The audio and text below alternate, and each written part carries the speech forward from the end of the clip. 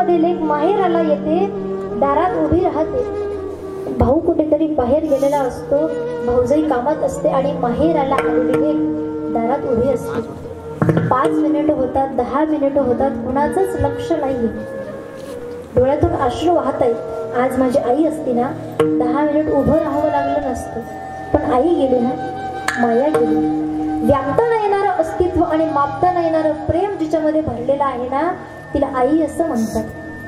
कधीतरी विचारा त्या आईला, कधी स्वतःसाठी जगली कभी तो उस माँ से पूछो कि बच्चे को जन्म देने के बाद कभी आपने अपने लिए भगवान से मांगा है कुछ? कभी किसी चर्च में अपने लिए मोमबत्ती जलाई है? किसी पेड़ को अपने लिए धागा बांधा है या किसी नदी में अपने नाम का सिक्का फेंका है?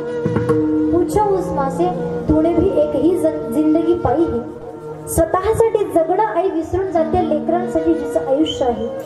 उठताना बसताना मनामध्ये एकच विचार असतो की माझ्या लेकराचं कसं होईल. म्हणून आपली आई कशीही असू द्या, आई आई असते.